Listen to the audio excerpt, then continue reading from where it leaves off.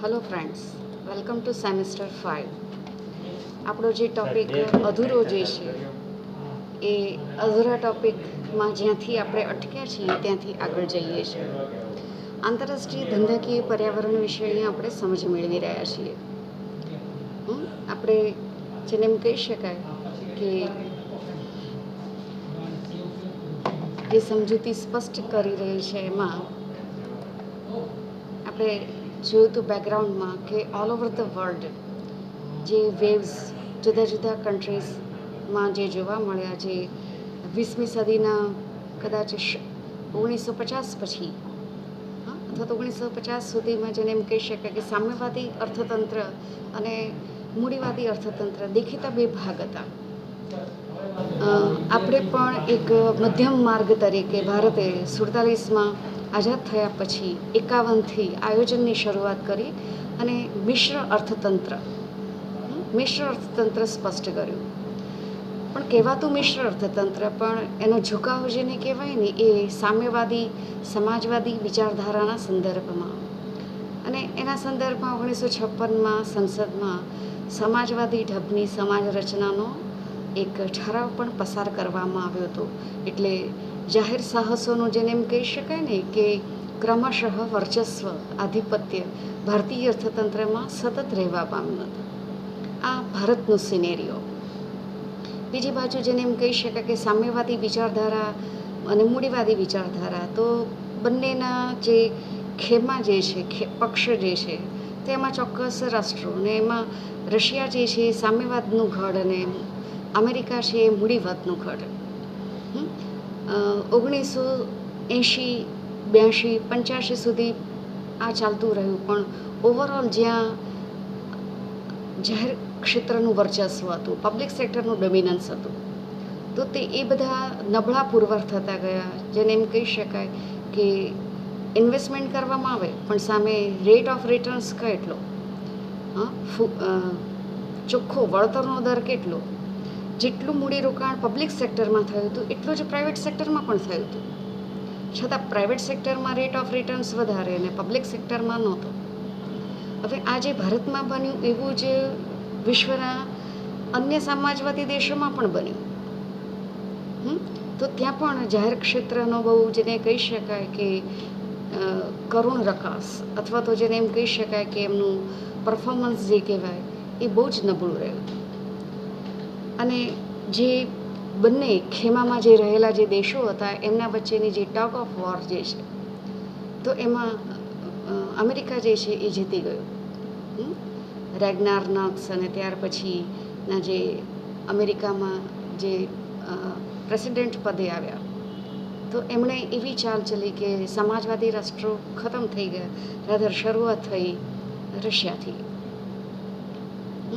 તો all over the world 1985 અને ખાસ કરીને 90 પછી વિશ્વના જે દેશો, જે ખાસ કરીને વિકાસશીલ દેશો કે જે આપણા જેવા દેશો કે જે સમાજવાદી ઢબની સમાજ રચનાને વરેલા હતા, પણ ત્યાં જાહેર સાહસોનો જે કર્ણરકાસ થયો અને એના સંદર્ભમાં અમેરિકાએ પોતાની એમએનસીઝને વધુમાં વધુ માર્કેટ મળે,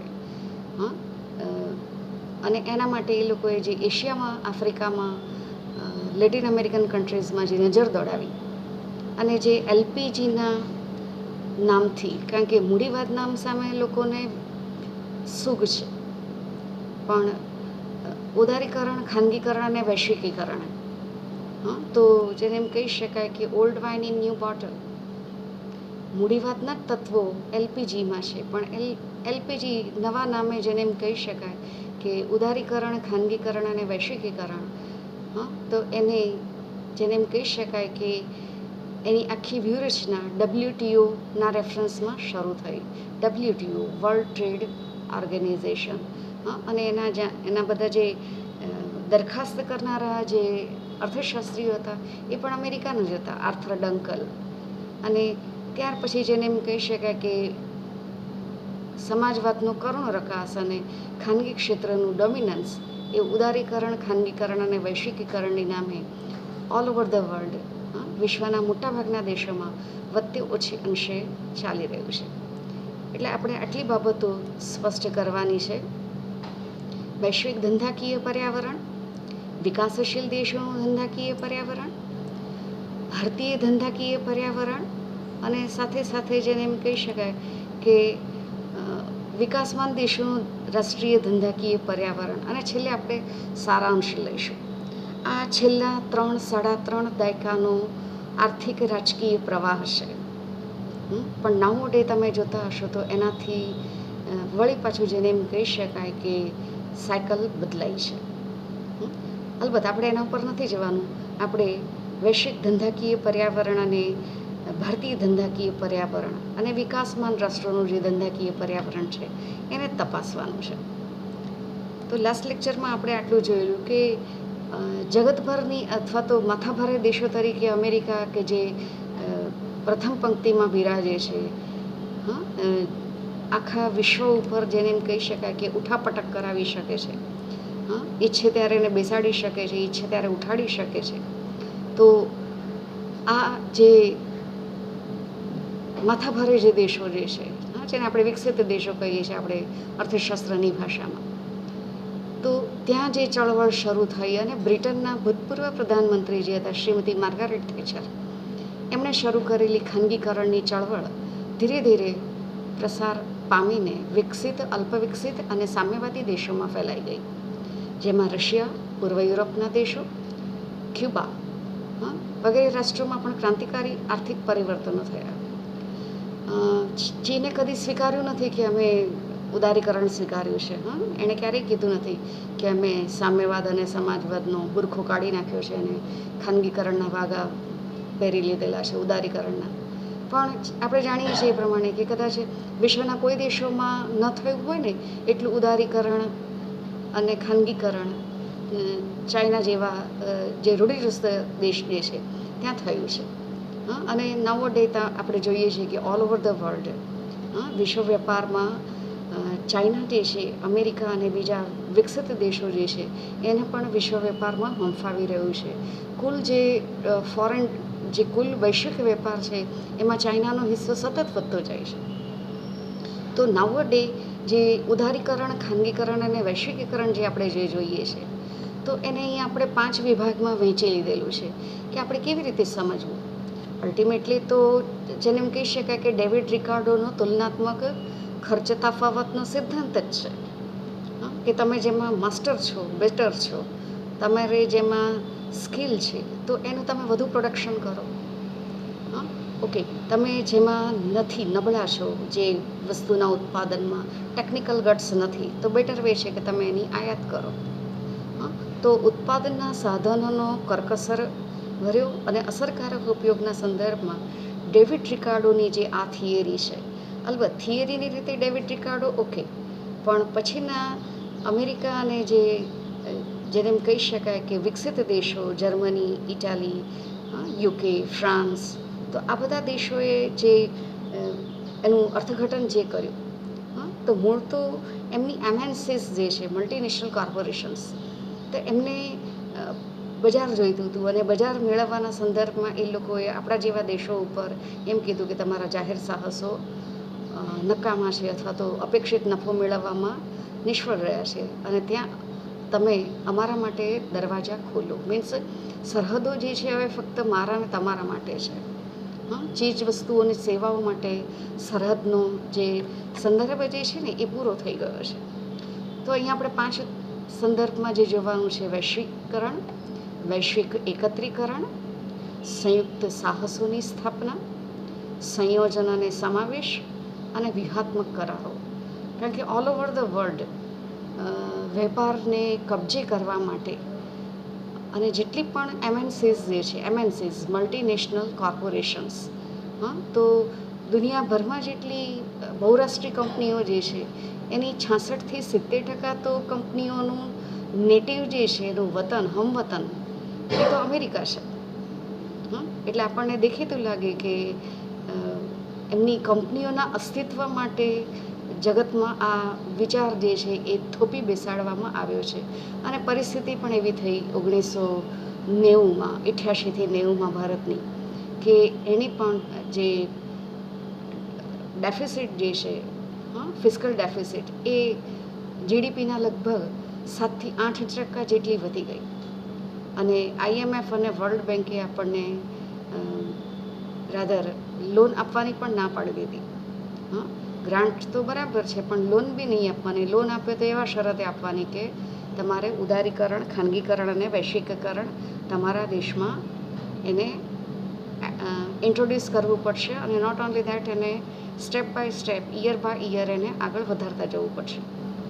અને એના રેફરન્સમાં જે વૈશ્વિક ધંધાકીય પર્યાવરણ છે ઓલ ઓવર ધ વર્લ્ડ, વિકસિત દેશ, વિકાસશીલ દેશ, અલ્પ વિકસિત દેશ, તો એમાં વૈશ્વિકકરણ, વૈશ્વિક એકત્રીકરણ, સંયુક્ત સાહસોની સ્થાપના, સંયોજન અને સમાવેશ અને વ્યૂહાત્મક કરારો, આ મુખ્ય આપણને જોવા મળે છે. ઓકે, વૈશ્વિકીકરણનો સંદર્ભ શું છે? તો કેટલીક બહુરાષ્ટ્રીય કંપનીઓ તેમનું રૂપાંતર વિશ્વ કક્ષાના કોર્પોરેશન તરીકે કરે છે.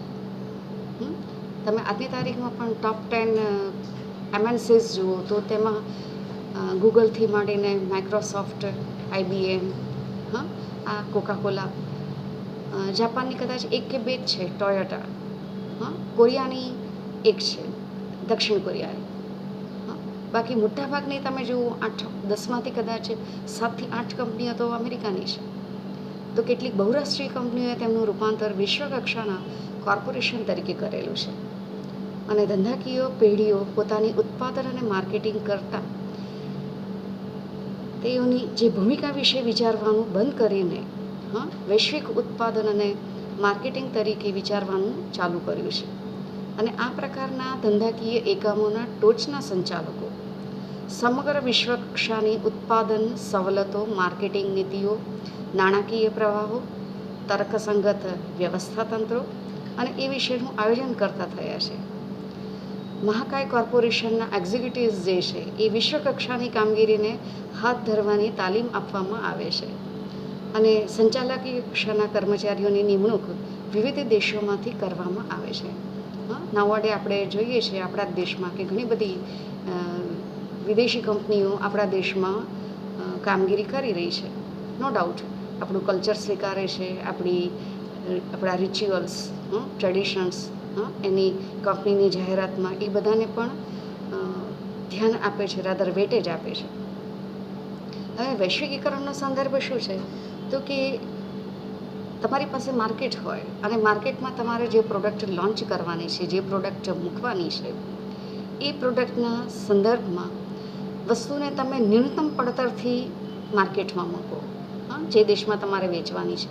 અથવા તો ઓલ ઓવર ધ વર્લ્ડ તમારા જો માર્કેટ હોય તો માલસામાન અને છૂટાભાગોની ખરીદી ન્યૂનતમ પડતરથી કરવામાં આવે છે. અને વિશ્વની મોટાભાગની બહુરાષ્ટ્રીય કંપનીઓ કે જેનું હોમ વતન હમણાં જ મેં તમને કીધું એ પ્રમાણે કે અમેરિકા છે, એ તમે સ્ક્રીન ઉપર પણ જોઈ શકો છો. એની એક વિશિષ્ટતા એ છે કે એ લોકો એની કુલ વેચાણ આવકનો મોટો ભાગ વિશ્વના અલ્પવિકસિત દેશોમાંથી મેળવે છે. અલ્પવિકસિત દેશો અથવા તો આપણા જેવા જેને એમ કહી શકાય વિકાસશીલ દેશો. અને વૈશ્વિકીકરણને પરિણામે દરેક એકમ તેની પેદાશોનું સ્પર્ધાત્મક સ્થાન સુરક્ષિત બનાવવા માટે વૈશ્વિક વ્યૂહરચના અપનાવે છે. આખું જેને એમ કહી શકાય કે એક માર્કેટ જે છે, માર્કેટ મેનેજમેન્ટ કરવાની કામગીરી જ આ બહુરાષ્ટ્રીય કંપનીઓ કરે છે. ઓકે, તો એનો સંદર્ભ શું, એ કેવી રીતે કરે છે? તો અહીંયા આપણે જોઈએ છીએ કે વૈશ્વિક એકત્રીકરણ.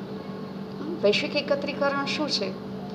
તો વૈશ્વિક એકત્રીકરણ એક મહત્ત્વના ભાગ તરીકે દુનિયાની જે બહુરાષ્ટ્રીય કંપનીઓ છે એમનો જે કાચો માલ જે છે, સ્પેર પાર્ટ્સ જે છે, એ વિશ્વના જે અલ્પવિકસિત અને વિકાસશીલ દેશોમાં છે ને ત્યાં જોબ વર્કમાં કરાવે છે.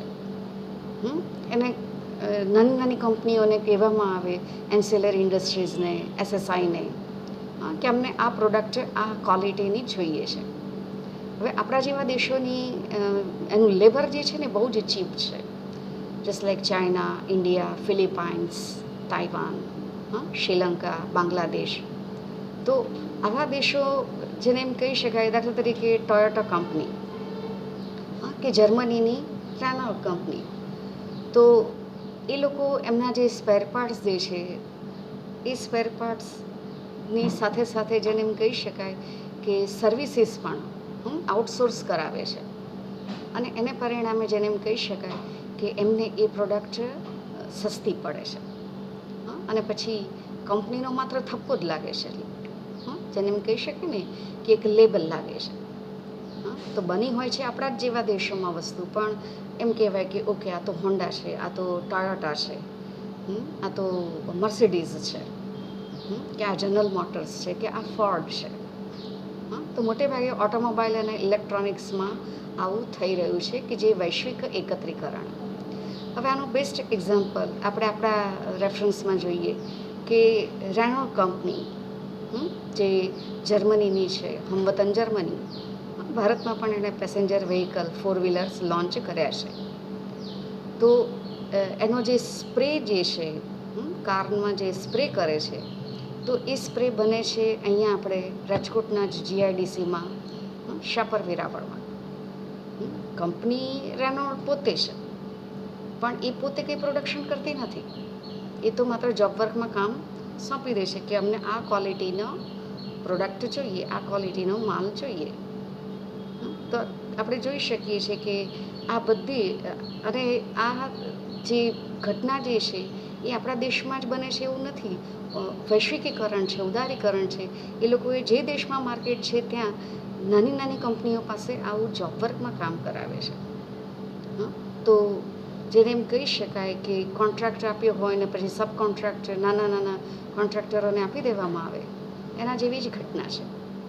ઓકે, હવે એના માટે આ બધી જ MNCઝે જે સ્ટ્રેટેજી અપનાવી છે, તો એ સ્ટ્રેટેજી શું છે? તો કે સંયુક્ત સાહસોની સ્થાપના. સંયુક્ત સાહસ જેમાં વિદેશી સહયોગ પણ છે. વિદેશી સહયોગ, foreign collaboration, just like Maruti Suzuki, just like hero Honda, just like once upon a time Bajaj Kawasaki. તો તમે જોઈ શકો છો કે વિશ્વના અન્ય દેશોમાં ઉદારીકરણ નીતિના પ્રસારને કારણે અને આયોજિત અર્થતંત્રમાં થયેલા જે પરિવર્તનો જે છે એને પરિણામે સંયુક્ત સાહસોની સ્થાપના તરીકે બીજા વિશ્વના જે, અથવા તો જેને એમ કહી શકાય કે વિકસિત દેશોની જે કંપનીઓ જે છે એ આપણા દેશમાં આવી છે વેપાર કરવા માટે, પણ એને કોઈક કોલેબોરેશન જોઈશે, કંઈક ભારતની કંપનીઓ સાથેનું જોડાણ જોઈશે. તો એના રેફરન્સમાં કદાચ અમે વખતો વખત ક્લાસમાં કહીએ છીએ, લેક્ચરમાં પણ કહીએ છીએ, ઓનલાઈન લેક્ચરમાં, કે હીરો હોન્ડાએ જે રીતે બજાજને સફાળું જાગતું કરી દીધું. તો ઇજારાવાદી પરિબળો જે છે એ પૂરા થઈ ગયા અને સ્પર્ધાત્મક પરિબળો માર્કેટમાં ઉમેરાયા. તો એનું નામ પણ ઉદારીકરણ, વૈશ્વિકીકરણ અને ખાનગીકરણ જ છે. ઓકે, ચોથો મુદ્દો છે સંયોજન અને સમાવેશ. સંયોજન અને સમાવેશના સંદર્ભમાં આપણે કહીએ છીએ કે વિવિધ રાષ્ટ્રોમાં આવેલી જુદી જુદી કંપનીઓ પોતાના પારસ્પરિક લાભોને અનુલક્ષીને સંયોજિત અને સમાવેશ કરે છે. અને એ માટે એમની વ્યૂહરચનામાં કયા કયા પાસા છે? તો કે ટેકનિકલ, વ્યૂહાત્મક, રાજનૈતિક અને નાણાકીય લાભોને દ્રષ્ટિ સમક્ષ રાખવામાં આવે છે. અને સંયોજન અને સમાવેશનની પ્રક્રિયાથી ધંધાકીય એકમોને ટેકનોલોજી, માર્કેટિંગ નેટવર્ક અને બજાર સામીપ્યના લાભ મળે છે. બજાર સામીપ્યનો સંદર્ભ જે છે કે જે બજારમાં તમે પ્રોડક્ટ વેચો છો એ જ પ્રોડક્ટનો, જેને એમ કહી શકાય, સબસ્ટિટ્યૂટ ઊભો કરીને બીજા પણ માર્કેટ મેળવવાના પ્રયત્ન કરો છો. તો ભારતની ઘણી બધી વિદેશી સહયોગ સાથેની જે કંપનીઓ જે છે, તો સાર્કમાં મીન્સ સાઉથ એશિયન કન્ટ્રીઝ, તો બજાર સામીપ્યના લાભમાં આ બધી કંપનીઓ એમાં જોડાયેલી છે. ઓકે, વ્યૂહાત્મક કરારો. તો વ્યૂહાત્મક કરારો મુખ્યત્વે બે ક્ષેત્રમાં જોવા મળે છે. એક ફાર્માસ્યુટિકલ ક્ષેત્ર અને બીજું ઇન્ફોર્મેશન કોમ્યુનિકેશન ટેકનોલોજીનું ક્ષેત્ર.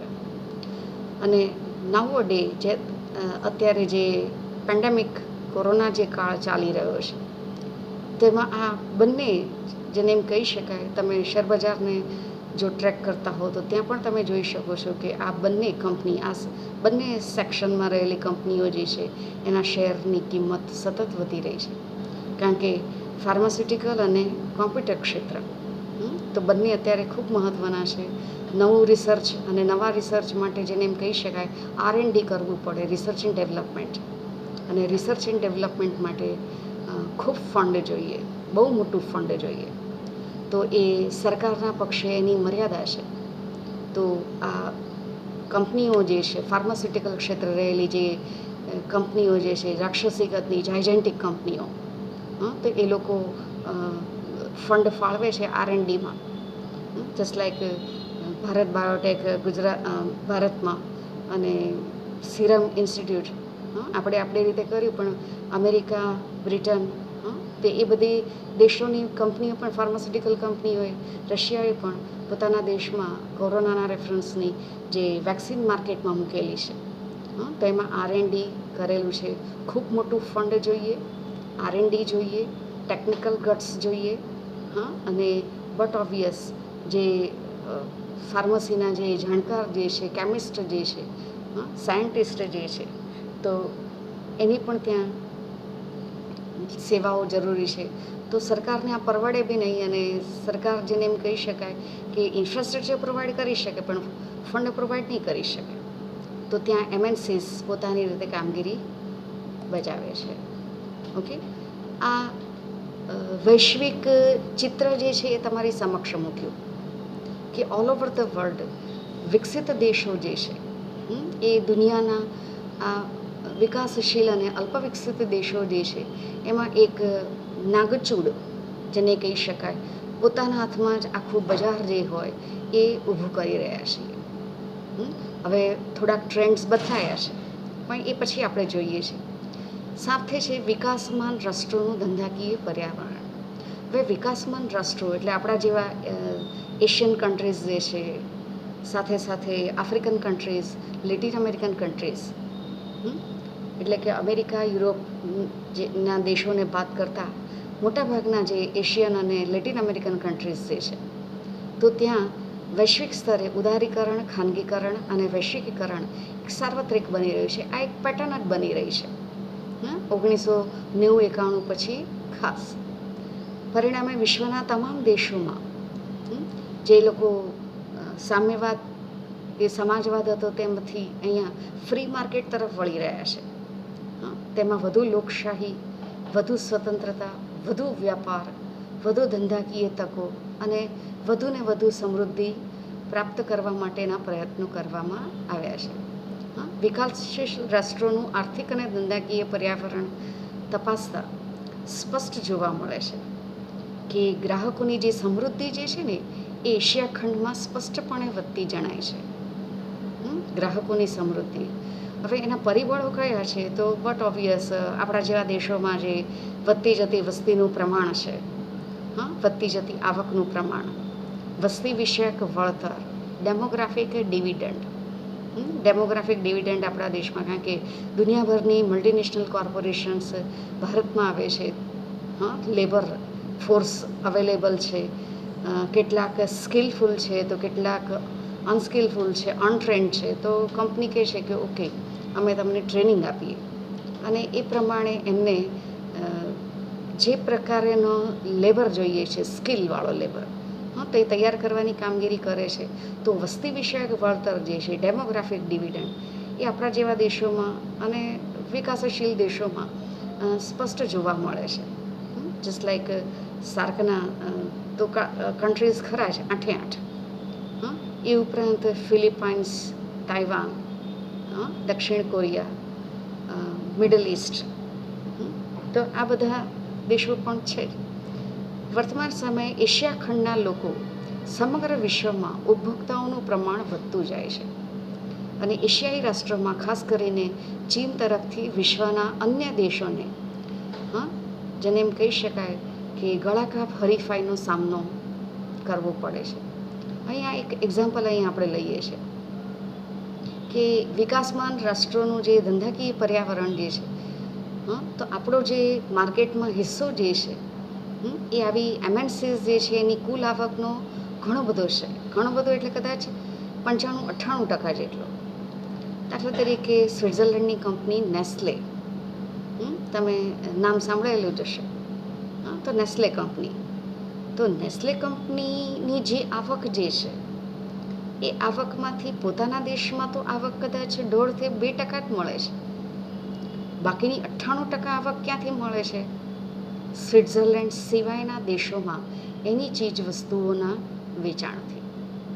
તો તમે જોઈ શકો છો કે ઉપભોક્તાઓનું પ્રમાણ, ગ્રાહકને શું જોઈએ છે એ પ્રમાણેનું એને પીરસવામાં આવે છે અને એને પરિણામે બહુ ઝડપથી એ લોકો બજાર એકત્ર પણ કરે છે, બજાર લઈ પણ લે છે અને એમાં સતત બજારમાં વધારો કરતા જાય છે. તો આ વિકાસમાન રાષ્ટ્રોનું ધંધાકીય પર્યાવરણ. હવે આપણે આપણા દેશના સંદર્ભમાં આવીએ છીએ. બે બાબતો સ્પષ્ટ કરીએ આપણે કે વૈશ્વિક ધંધાકીય પર્યાવરણ અને વિકાસમાન દેશોનું ધંધાકીય પર્યાવરણ. અહીંયા આપણે આટલી બાબતો સ્પષ્ટ કરી એનો રીકેપ તરીકે, સારાંશ તરીકે લઈ લઈએ છીએ.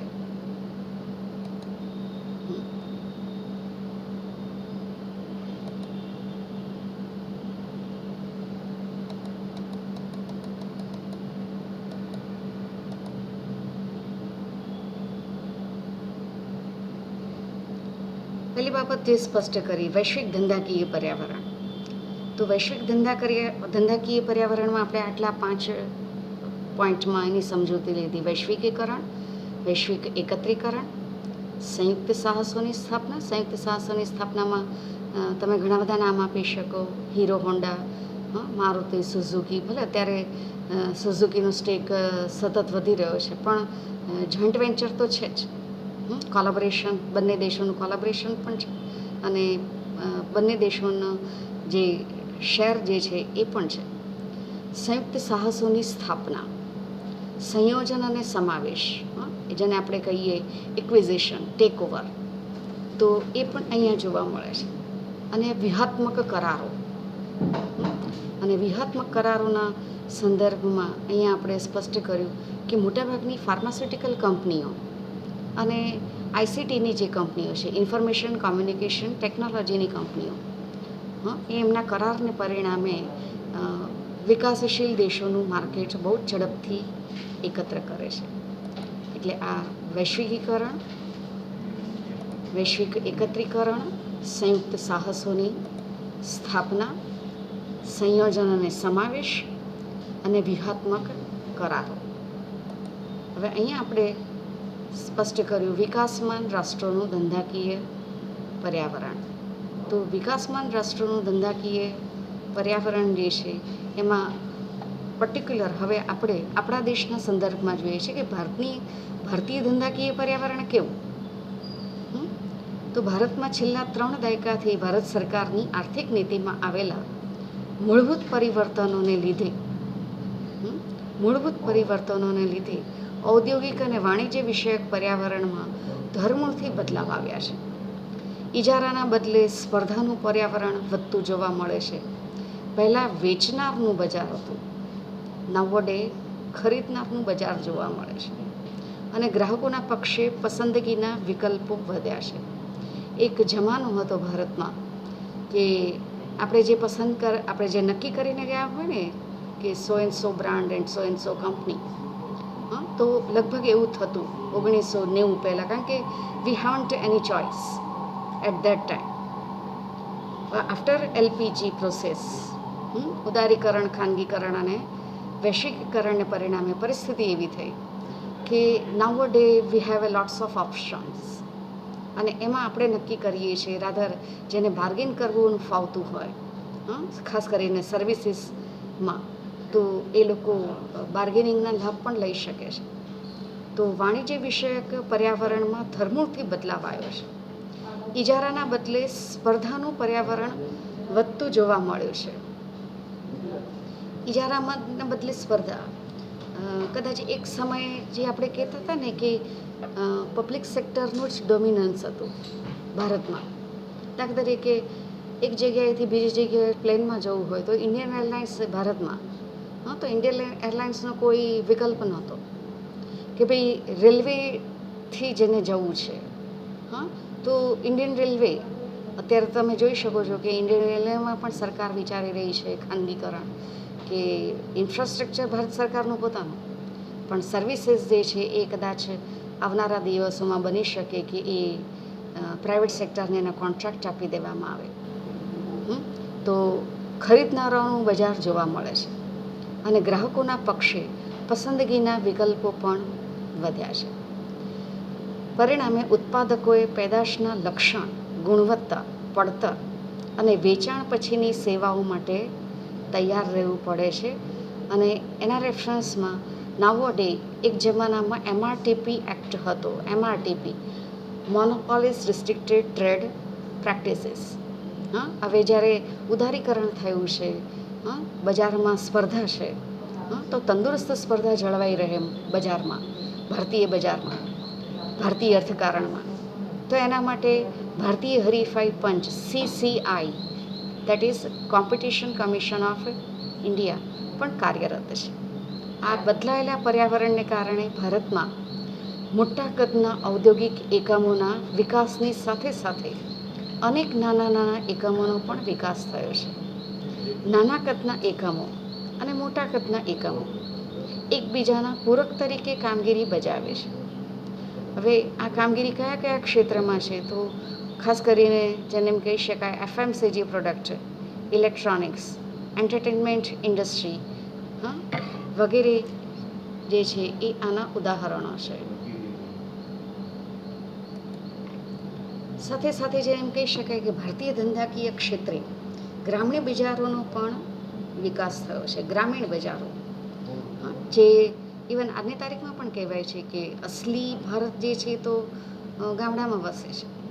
તો ભારતીય ધંધાકીય ક્ષેત્રે રૂરલ ઇકોનોમી જેને એમ કહી શકાય. જો તમે નોંધ કરતા હો તો તમે જોઈ શકો કે રૂરલ ઇકોનોમી એક નજરે ચડી શકે છે. કારણ કે MNCs જે છે, ઇવન ભારતીય કંપનીઓ જે છે, પબ્લિક લિમિટેડ કંપનીઓ પણ એ રૂરલ સેક્ટરને નજરઅંદાજ કરી શકે નહીં. તો ભારતીય ધંધાકીય ક્ષેત્રે ગ્રામીણ બજારોનો વિકાસ એ એક નજરે ચડી શકે તેવી બાબત છે. National council of applied economic research, NCAER, national council of applied economic research, અને એના સર્વે દ્વારા એણે સ્પષ્ટ કર્યું છે કે જેટલી ઇલેક્ટ્રોનિક ગેઝેટ્સ, જેને આપણે વ્હાઇટ ગુડ્સ કહીએ છીએ, જેટલી ઇન્ફ્રાસ્ટ્રક્ચર મારા ને તમારા જે ઘરમાં હોય એ સિટીના ઘરોમાં છે એવું જ એટલું જ અત્યારે ગ્રામીણ વિસ્તારોમાં પણ છે. ગ્રામીણ વિસ્તારો, રૂરલ સેક્ટરમાં પણ છે. અને ત્યાં પણ વાહનો, ઇલેક્ટ્રોનિક સાધનો, મોબાઈલનો વપરાશ અને એની માંગ જે છે ને એ સતત વધી રહી છે. તો તમે જોઈ શકો છો કે ઇજારાના બદલે એક સ્પર્ધાનું તત્વ, સ્પર્ધાનું પરિમાણ જે છે એ ભારતીય ધંધાકીય પર્યાવરણમાં ઉમેરવામાં આવ્યું છે. અને એને પરિણામે GDP ગ્રોથ રેટમાં પણ ઇફેક્ટ જોવા મળે છે. તો આ માત્ર ભારતમાં જ થયું છે એવું નથી. ચાઇનામાં પણ થયું છે, બાંગ્લાદેશમાં પણ થયું છે, ભૂતાન, બાંગ્લાદેશ, મલેશિયા, ઇન્ડોનેશિયા, આ બધા દેશોમાં થયું છે. અને પબ્લિક લિમિટેડ કંપનીઓ વિકસિત દેશોમાં પણ સક્રિયપણે કામગીરી કરે છે. તેમજ ત્યાંના ઔદ્યોગિક એકમો પણ હસ્તગત કરી રહી છે. છતાં આપણે એમ કહેવું પડે કે જે સક્રિય હાજરી હોય ને એ કદાચ નોંધાવાની હજી બાકી છે. ઓકે, ત્યાર પછીનો જે છે સારાંશ, છેલ્લો મુદ્દો. તો સારાંશમાં આપણે આટલી બાબતો સ્પષ્ટ કરીશું કે ઓલ ઓવર ધ વર્લ્ડ જે ઉદારીકરણ, ખાનગીકરણ અને વૈશ્વિકીકરણનો જે પવન ફૂંકાયો છે, અને એના પાયામાં જે સંસ્થા તરીકે આપણે કહીએ છીએ કે વર્લ્ડ ટ્રેડ ઓર્ગેનાઇઝેશન 1 જાન્યુઆરી 1995થી સ્થાપના થઈ અને વિશ્વ વેપારમાં નવા વલણો જોવા મળી રહ્યા છે. WTOના સભ્ય રાષ્ટ્રોએ આ સંગઠનના કરારો ઉપર સહી કરી હોવાથી 1995થી સભ્ય રાષ્ટ્રો વિવિધ પગલાઓ અમલમાં મૂકે છે. જેમાં આયાત જકાતમાં ઘટાડો, પરિમાણાત્મક આયાત નિયંત્રણોની નાબૂદી, સબસિડીમાં ઘટાડો, પેટન્ટના કાયદા અને એમાં થતા જે ફેરફારો જે છે, અને એને પરિણામે વિશ્વ વ્યાપાર ક્ષેત્રે અને ઉદ્યોગોને વધુ કાર્યક્ષમતા તેમજ સ્પર્ધાત્મક બનવાની જે તક પ્રાપ્ત થઈ છે તો એ અહીંયા આપણે જોઈ શકીએ છીએ. અલબત્ત એના પરિણામે ભારત સહિતના કેટલાક વિકાસશીલ રાષ્ટ્રોના ધંધા, રોજગાર અને વ્યાપારને વ્યાપક અસર થઈ છે. આનો ઉકેલ એ છે કે પૂર્વ એશિયાના દેશો સાથે મળીને ભારતે એક સામૂહિક સોદા શક્તિ દ્વારા વેપારની શરતો જે છે ને એને પોતાની તરફેણમાં લાવી શકે. પણ એ લાવવા માટે ટેકનિકલ ગટ્સ જોઈએ, ફંડ જોઈએ, મુત્સદ્દીગીરી જોઈએ, ડિપ્લોમેટિક એપ્રોચ પણ હોવો જરૂરી છે. અને સાથે સાથે જેને એમ કહી શકાય કે આ બધામાં ભારતીય કંપનીઓનું ડેવલપમેન્ટ થવું. ભારતીય કંપનીઓ તો અત્યારે આપણે જોઈ શકીએ છીએ કે મેક ઇન ઇન્ડિયા કન્સેપ્ટ આપણે બહુ સીધી રીતે આપણે નહીં કહી શકીએ, પણ આપણે આપણી રોજબરોજની જે ભાષા જે છે તો સ્વદેશી વસ્તુઓને અહીંયા નજરઅંદાજ કરવાની નથી, સ્વદેશી પ્રોડક્ટ જે છે એને હાઇલાઇટ કરવાના છે. એટલે અન્ય દેશોની વસ્તુ નહીં, પણ આપણા જ દેશની, આપણી જ લોકલ, જેને એમ કહી શકાય કે રો મટીરિયલમાં બનેલી, એ જ લેબર બનાવતા હોય આપણા જ ભારતીય, અને આપણને પરવડી શકે એવી કિંમત.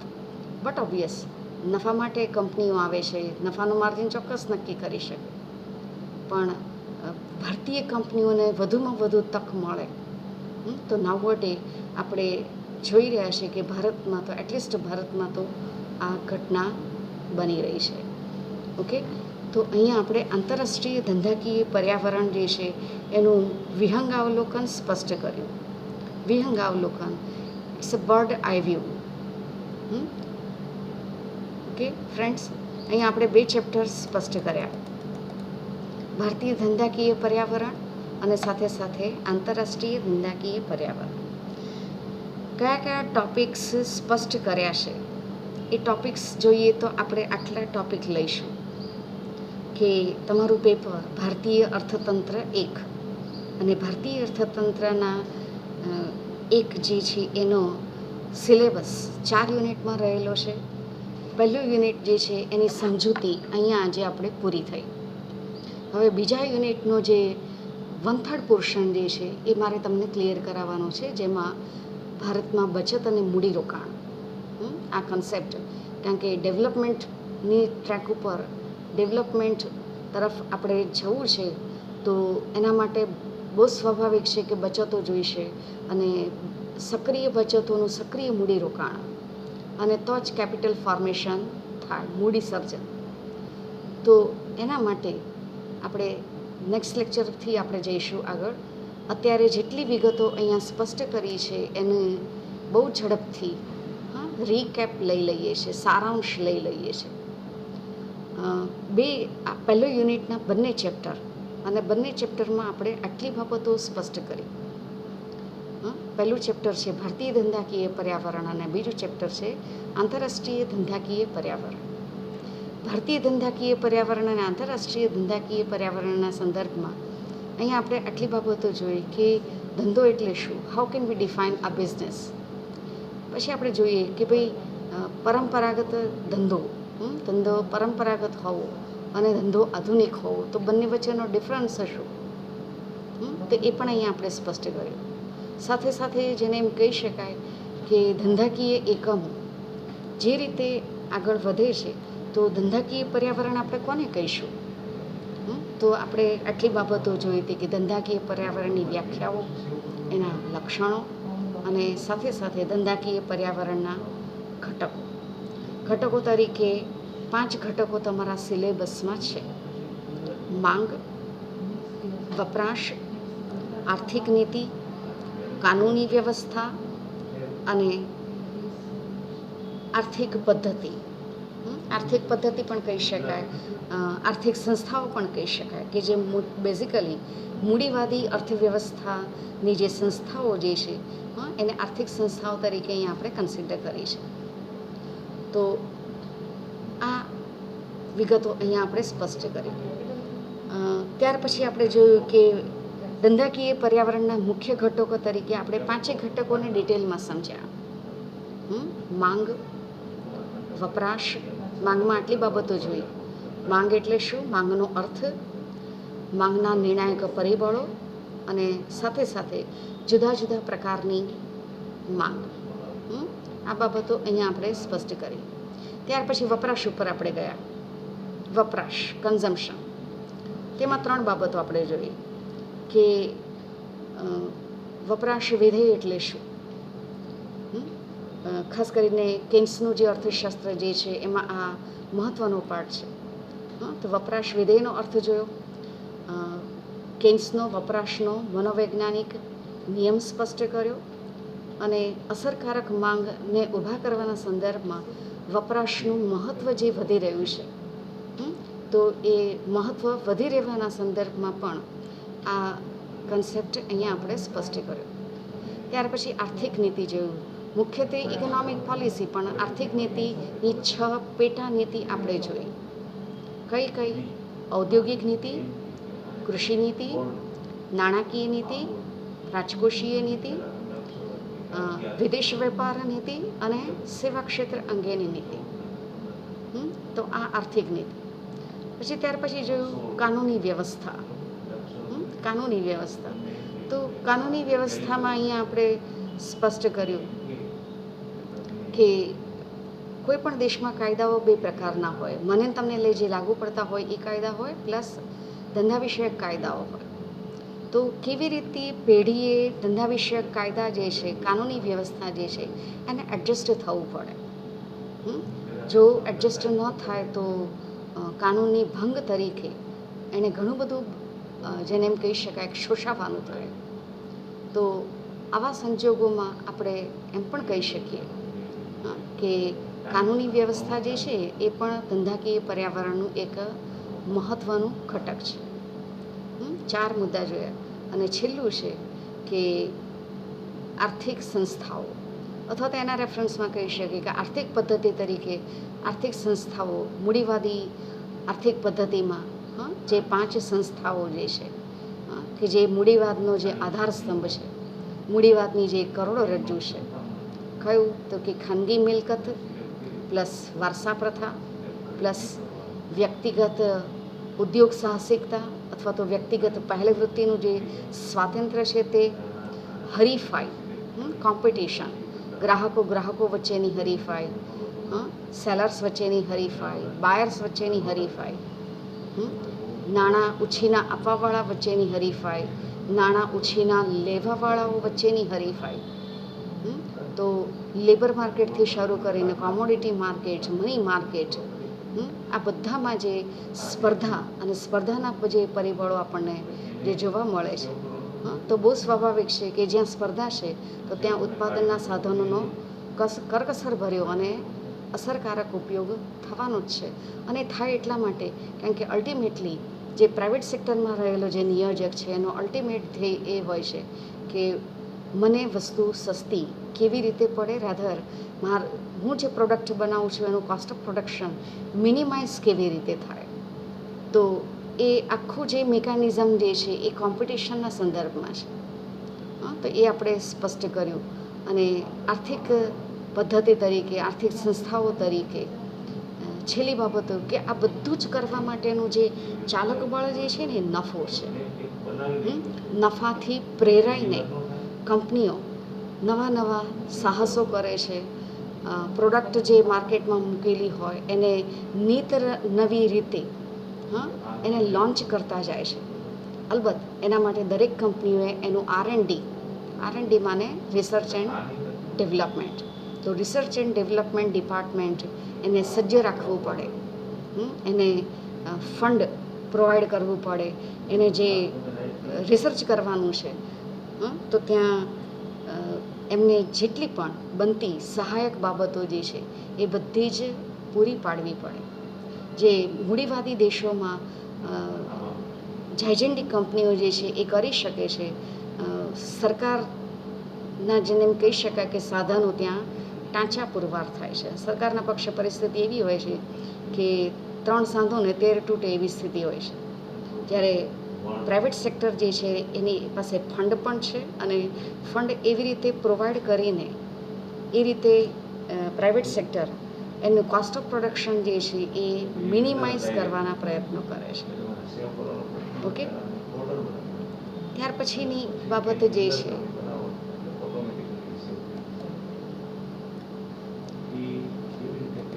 ત્યાર પછીની જે બાબત જે છે એને આપણે આ રીતે સ્પષ્ટ કર્યું. હા, વિકાસશીલ દેશોનું ધંધાકીય પર્યાવરણ. તો વિકાસશીલ દેશોના ધંધાકીય પર્યાવરણ તરીકે ભારત અને લેટિન અમેરિકન કન્ટ્રીઝ, હા, આફ્રિકન કન્ટ્રીઝ એને પણ કન્સિડર કર્યા. ત્યાર પછી જોયું કે ભારતીય અર્થતંત્ર. તો ભારતીય ધંધાકીય પર્યાવરણમાં મહત્ત્વની બાબત જે છે એ રૂરલ ઇકોનોમી, અને રૂરલ ઇકોનોમીને ધ્યાનમાં રાખીને MNCs પણ પોતાની સ્ટ્રેટેજી બદલે છે. અને ત્યાર પછી છેલ્લો મુદ્દો સ્પષ્ટ કર્યો કે ઓલ ઓવર ધ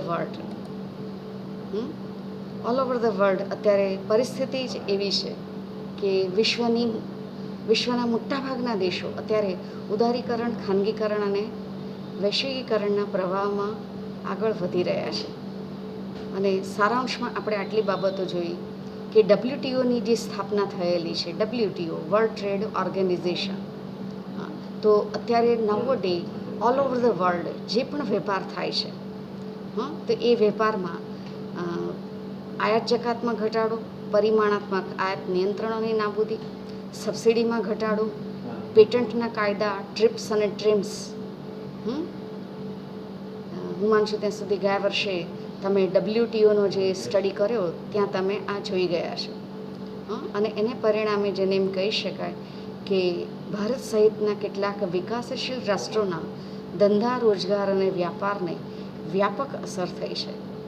અને આનો ઉકેલ એ છે કે પૂર્વ એશિયાના દેશો સાથે મળીને ભારત એક સામૂહિક સોદા શક્તિ દ્વારા વેપારની શરતો જે છે એને પોતાની તરફેણમાં લાવી શકે.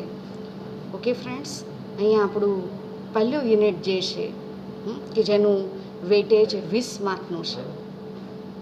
હવે નવા સિલેબસ પ્રમાણે કેટલું છે એ ખબર નથી, પણ એ આ તમને આગામી સમયમાં ખ્યાલ આવી જશે. ઓકે ફ્રેન્ડ્સ, જોડાવા બદલ ખૂબ ખૂબ આભાર. Have a nice day.